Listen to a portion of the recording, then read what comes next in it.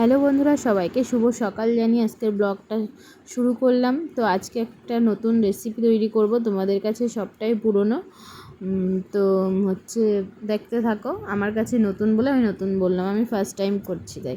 প্রথমে আমি পেঁয়াজের পাতাগুলো কুচিয়ে নিয়েছি, আর এখন ধনে পাতাটা কুচাবো। এই যে দেখতে পাচ্ছ কুচিয়ে নিচ্ছি। এবার পেঁয়াজ, রসুন, আদা সব কিছুই আমাকে কুচিয়ে নিতে হবে।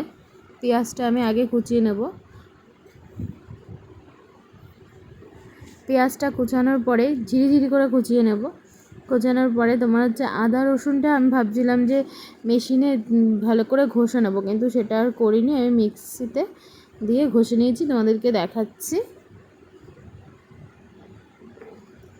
পেঁয়াজ কুচানো আমার কমপ্লিট। তো লঙ্কাগুলো কুচিয়ে নিলাম, কোচানোর কাজগুলো আগেই করে নিলাম। তো আর এটা হলো চিকেনটা এবার কিমা করে নেব। যেহেতু চিকেনটা দোকান থেকে আমাকে কিমা করে দিইনি, সেই জন্য চিকেনটা কিমা হয়ে গেল। আর এই যে আদা রসুন বাটা তোমাদের আগেই বলেছি। তো এবার আমি এগুলো মাখাবো। পেঁয়াজ দিয়ে দিয়েছি, পরিমাণ মতো লবণ, চিনি, ধনেপাতা যা যা কুচালাম সবটা এতে অ্যাড করে দিয়েছি। চিকেনটা দেব।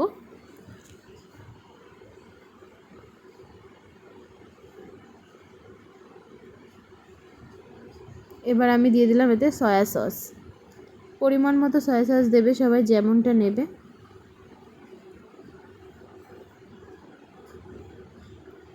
এবার আদা রসুন পেস্টটা দিয়ে দিলাম।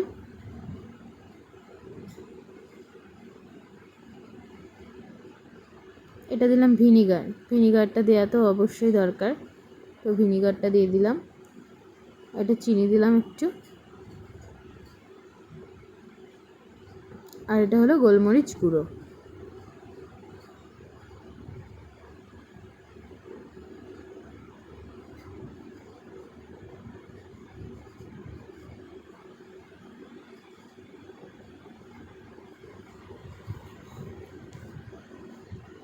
তো বন্ধুরা, এবার এটা আমি ভালো করে মাখিয়ে নেব।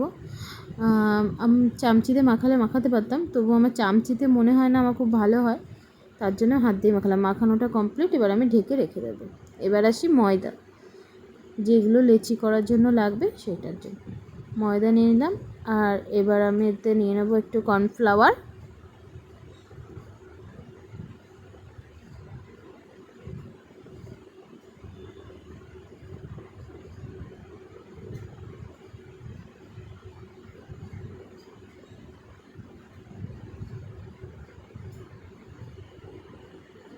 এই যে নিয়ে নিলাম কর্নফ্লাওয়ার, দেখতেই পাচ্ছ।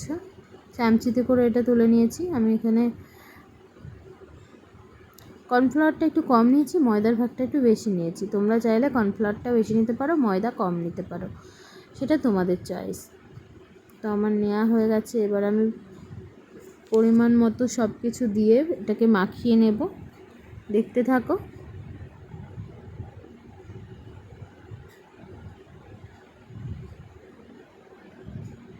এটা দিলাম আমি হচ্ছে বেকিং পাউডার।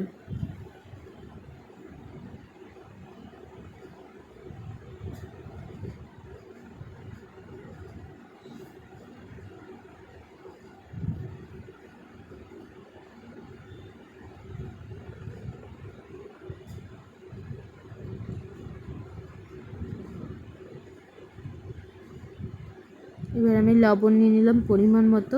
এর মধ্যে পরিমাণ মতো একটু চিনি দিয়ে দেবো।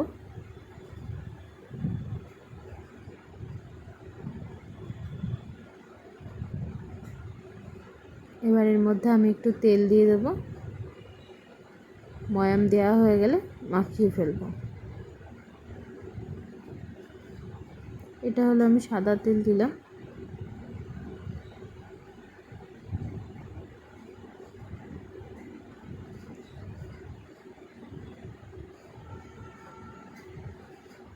তো আমার মাখানো কমপ্লিট। আমার ঢাকা ছিল অনেকক্ষণ, আধা ঘন্টা মতন আমি এটা ফ্রিজে রেখে দিয়েছিলাম।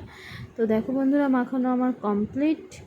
আর ময়দাটাও তোমাদের দেখিয়ে দিয়েছি, মাখানো হয়ে গেছে। ঢাকা ছিল দুটো জিনিসই।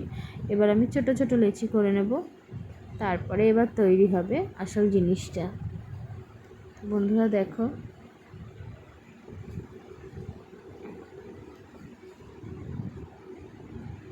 মোমো আমি বানাচ্ছি মোমো বন্ধুরা। এবার মোমোর ডিজাইনটা যার যেইভাবে চয়েস সে সেভাবে করতে পারো।